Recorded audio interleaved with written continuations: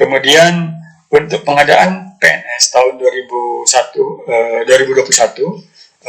dan P3K non guru ini, kalau kita lihat dari sisi kebutuhan atau formasinya, ada 56 kementerian lembaga yang membuka formasi atau kebutuhannya berjumlah sekitar 61.129 formasi. Untuk 30 pemerintah provinsi, artinya ada 4 pemerintah provinsi yang tidak mengajukan, jumlahnya sekitar 10.787 formasi. Kemudian ada 435 pemerintah kabupaten kota, jumlahnya sekitar 94.990 formasi. Kemudian kebutuhan untuk di kementerian yang terbanyak itu adalah dosen, penjaga tahanan, penyuluh KB. Penyuluh KB memang menjadi prioritas kami untuk tahun ini selain pendidikan, karena BKKBN saat ini diberikan tugas untuk menjadi instansi yang mengawal stunting gitu, artinya peningkatan penurunan angka stunting itu menjadi penting untuk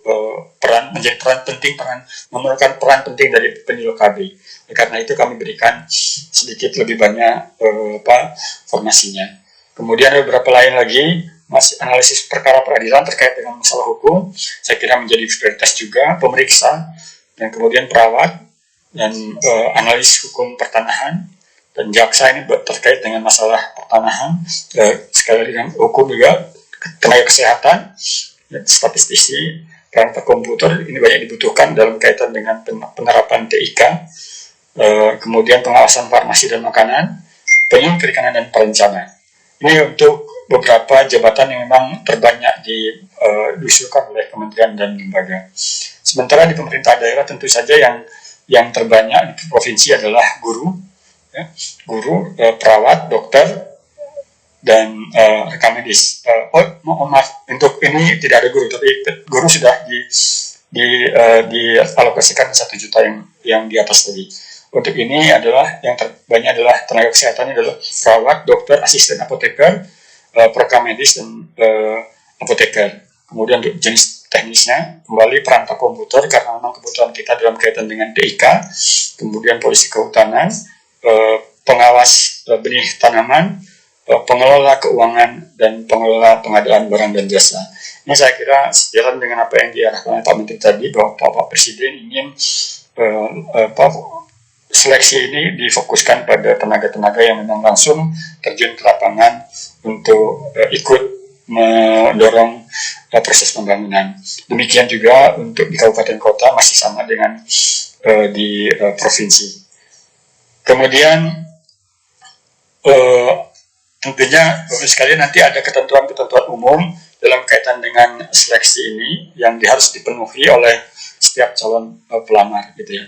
Jadi tentunya satu saja kalau ketentuan-ketentuan yang tidak dipenuhi, maka sistem akan menolak. Oleh karena itu, saya kira bagi semua yang ingin mendaftar, barangkali persiapkan semua dulu dokumen-dokumen yang diperlukan, sehingga setelah siap semua barulah kita mendaftar. Jangan sampai kalau misalkan perlu di-scan dulu semuanya, jangan pada saat itu, tetapi semua dipersiapkan dulu, setelah itu baru mendaftar. Jadi kira-kira ada beberapa ketentuan umum ya yang bisa kita lihat. Misalkan kalau untuk CPNS itu tentunya umurnya antara 18 tahun sampai dengan 35 tahun. Perlu dilihat lagi kalau Bapak sekalian di atas usia 35 tahun, tentunya nanti harus cari formasi yang dapat diisi oleh P3K. Kemudian untuk jabatan dokter, kecuali jabatan dokter ya, usianya paling tinggi adalah 40 tahun ya, dokter umum, dokter gigi, kualifikasi pendidikan dokter spesialis ya. Kemudian dokter pendidik klinis dan dokter peneliti berekayasa dengan kualifikasi SATA 3 atau dokter. Dan yang lainnya, saya kira banyak yang perlu kita perhatikan terkait dengan ketentuan-ketentuan umum. Kemudian tentunya untuk ketentuan P3K ini usianya paling rendah 20 tahun dan paling tinggi 1 tahun sebelum batas usia tertentu ya, di pensiun, katakan seperti itu. Kemudian dan persyaratan-persyaratan lain saya kira yang bisa Bapak sekalian nanti lihat di ketentuan umum P3K. Pada tahun ini juga kita masih membuka formasi khusus. Formasi khusus ini terkait dengan lulusan putra-putri terbaik, lulusan terbaik yang memperoleh cum laude ya, dari perguruan tinggi dengan akreditasi A. Tentunya kita mencari orang-orang yang terbaik itu, dan kemudian untuk pusat ya. Kemudian penyandang disabilitas sesuai dengan undang-undang kita harus menerima sekitar 2% dari formasi. Kemudian diaspora, ini juga tergantung nanti masing-masing instansi apakah memang memerlukan diaspora. Kemudian putra-putri Papua dan Papua Barat, saya kira ini setiap tahun kita buka untuk mereka. Jadi setiap instansi pemerintah juga diminta untuk membuka formasi khusus ini untuk orang-orang Papua dan Papua Barat. Kemudian formasi lain yang khusus yang kita tentukan kemudian sesuai dengan nilai strategis kebutuhan itu. Untuk daerah tentunya sama, cum laude, formasi khusus untuk cum laude, kemudian penyandang disabilitas minimal 2%, dan diaspora. Kemudian ada beberapa hal saya kira yang terkait dalam kaitan dengan disabilitas. Memang saya katakan tadi kita memenuhi aturan bahwa 2% dari formasi itu harus diisi oleh penyandang disabilitas. Namun demikian, Bapak sekalian, untuk mengantisipasi kalau saja tidak ada yang mengisi formasi itu, maka formasi ini setelah nanti setelah nanti diumumkan tidak dapat diisi, maka bisa dilakukan optimalisasi. Artinya bisa diisi oleh mereka yang di luar dari formasi khusus ini. Kira-kira kapan akan dimulainya? Kira-kira pendaftaran akan dimulai pada bulan Mei sampai dengan Juni, sama dengan pendaftaran untuk P3K guru. Kemudian seleksinya akan dilakukan pada bulan Juli sampai dengan Oktober, karena banyak sekali tahun lalu kita memperoleh sekitar 4 juta pelamar ya, dan proses seleksinya juga dilakukan cukup lama.